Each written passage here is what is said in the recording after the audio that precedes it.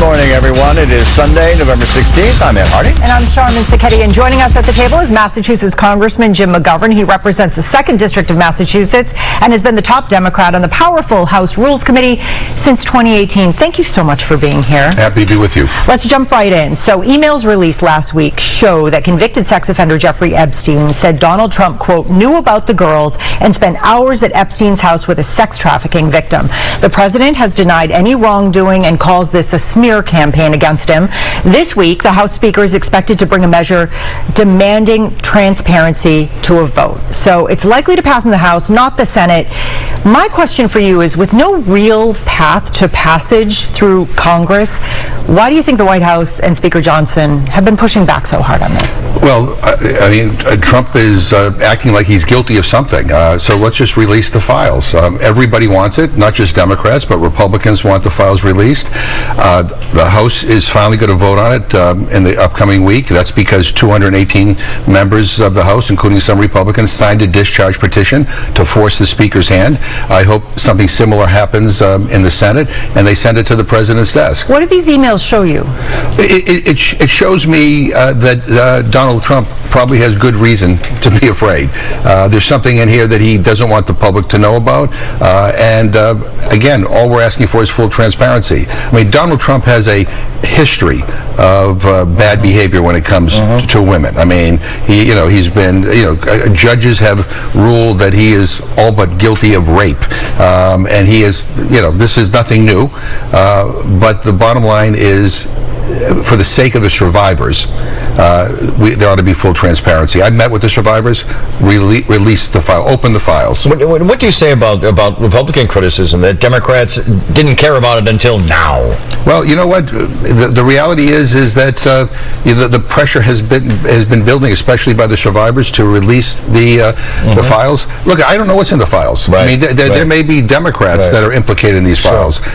It doesn't matter. It doesn't matter. These survivors are entitled to the truth, and the only way to get to the truth is to release the files. But the truth is, the files could have been released during the Biden administration. The files have been there, so why didn't it happen then? Well, I mean, maybe they should have been.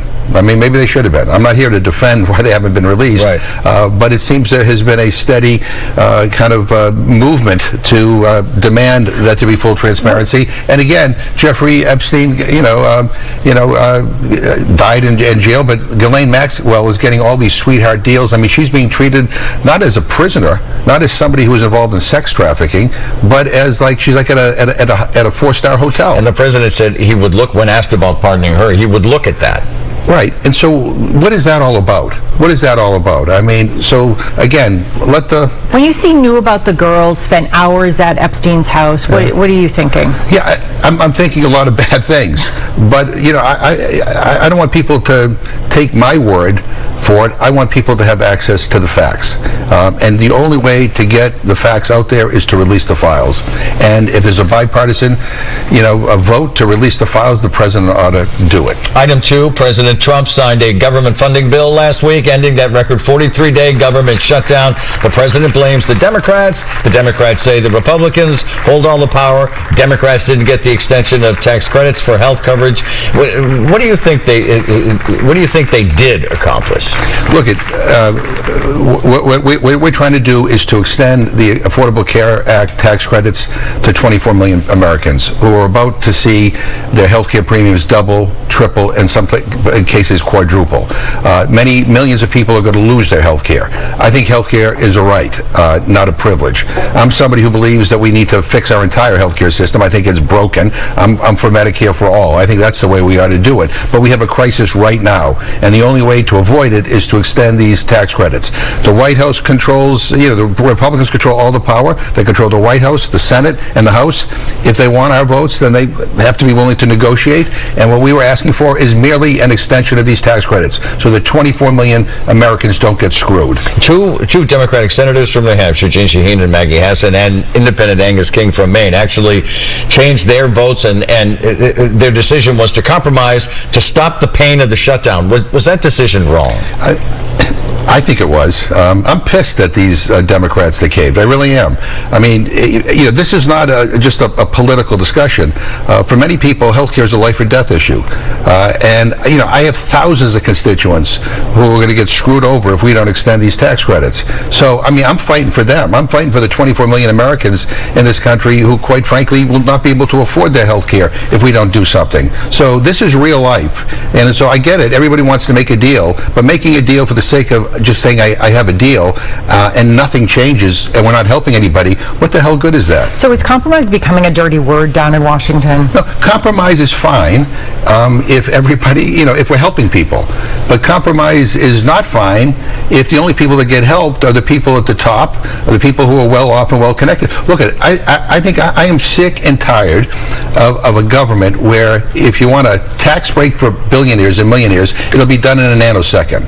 But if you want to help extend a tax credit to help people afford health insurance, that's too much. We can't do that. I mean, the priorities are all screwed up. Enough is enough. Republicans say they're going to hold a vote on health care. Do you believe that? I don't know what the promise is in the Senate. I don't trust them, to be honest with you. But the Speaker of the House has said very clearly he's against extending the Affordable Care Act tax credits, and that he has not promised that there will be a vote. So, you don't have to be a political science major to know that nothing changes unless there's a vote in the Senate and the House, and it goes to the White House. We may get there again in a matter of weeks. This only goes to January. Yeah. Well, we'll see where we are. Is this going to happen again? I don't like no one wants shutdowns. On the Democratic side, we are against shutdowns, but we're not for having our constituents get screwed over. Well, so the SNAP benefits, though, could be extended till September, right? So, yeah, but let's on the SNAP stuff. This is the first president in history that has withheld food assistance from the American people, even during a shutdown. He did so illegally. There are 2 court orders in federal courts that have demanded that he pay SNAP benefits in full. Rather than do that, he kept appealing that. Yeah, to the Supreme Court. Appealing to the Supreme Court. Like, what kind of person does that? Food assistance, is essential. You can't live without food. What kind of person sick in the head would do that? He did it. I've said this time and time again. He's not only a lousy president, he's a rotten human being. Well, we were talking about SNAP benefits. The government now reopened monthly SNAP benefits, resuming for the 42 million people here in Massachusetts. The Healy administration says that everyone who has SNAP benefits has had them funded, but there were delays that causes uncertainty. So what do you make of the food insecurity being used? Delays. Right. Food insecurity being used as a political football. Yeah, it's disgusting. I mean, he's weaponizing hunger. We live in the richest country in the history of the world. There are 46 million Americans who are hungry and food insecure. We all should be ashamed of that. We have money. We have $40 billion to bail out this right-wing cuckoo clock in Argentina, but you can't find it within your heart to make sure that 40 million Americans get their food assistance. Like, what the hell is wrong with this guy to do that? This is a cruel, rotten thing to do. And the average SNAP benefit is a little over $2 per person per meal. That's it. We ought to be having a discussion about how we expand that benefit so that people don't go hungry in this country. Again, I mean, this hunger is a political condition. We can solve it. We have the money. We have the infrastructure. We have everything but the political will. We need to change our priorities in Washington. Congressman McGovern is in the chair. We're on the record. Stay with us.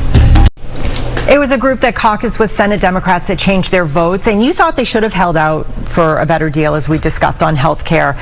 Do you think Senate Minority Leader Chuck Schumer is the right leader for Democrats in the Senate at this time? Look, as I said, I'm furious at the Democrats that caved. I wish Chuck Schumer were a stronger leader, quite frankly. But look, at my focus is on how do we extend these tax credits for people so they don't pay double and triple for their health care premiums. I mean, that's what matters. We can have those other discussions, later on, but right now we need to focus in on, on what matters. And look, I want a more progressive leadership in both, in the Senate. I want more progressive leaders to get elected all over the country. I'm somebody who wants to fix our healthcare system, in a bigger way. As I said before, I'm for Medicare for all. I think we need to do big things in this country. I think people want it, and they're sick and tired of the fact that billionaires get tax breaks and everybody else gets screwed. So we got to find we have to get our priorities straight. It sounds like you're stopping short of saying he should go. Some of your colleagues in the House, Congresswoman Ayanna Pressley, has said, he's not really meeting the moment. Democratic Senator Chris Murphy of Connecticut says the party can't continue to break apart like this. Yeah. Look, I'm not in the Senate, and I'm not here to defend Chuck Schumer. I wish he were a stronger leader. I don't know who would be replaced with. I mean, these are issues that need to be discussed.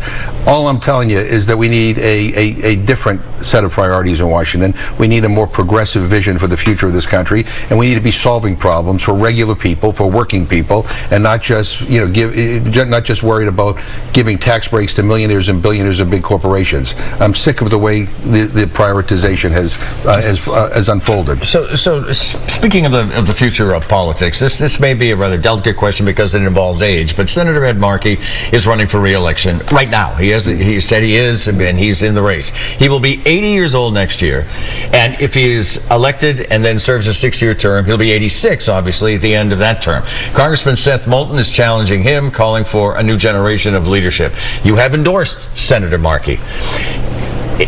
Is it time? When is it time to pass the torch? Yeah, look, people decide whether or not they want you to get reelected or not. Look, I'm voting for Ed Markey because, quite frankly, I agree with him on more issues, and that's how I base my votes. I don't base it on, I don't like your glasses or how old you are, like that. I base it on the issues. Look, Seth Moulton is a friend of mine. I'm a believer in democracy. The voters will decide this. But for me, politics is about issues. And that's where my focus is. Does Congressman Moulton have a point when he talks about Democrats should learn from the last election on this age thing? I think the lesson from the last election was that people care about affordability. I think that's what happened in New Jersey. I think that's what happened in Virginia. I think that's what you saw in New York City.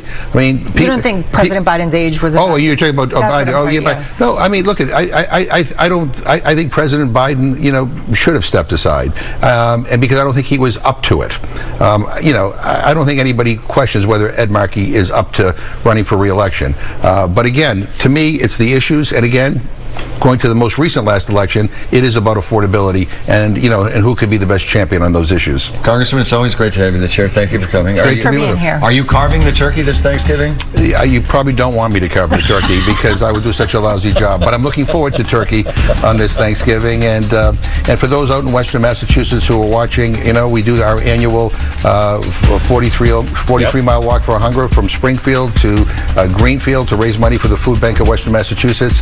And we need to support our food banks and our food pantries, especially now as this administration is not only withholding food assistance, but in their big ugly bill, cut SNAP by close to $200 billion. So, we all have to step up and help our neighbors. It is an eventful week of politics to unpack, and our political roundtable is next.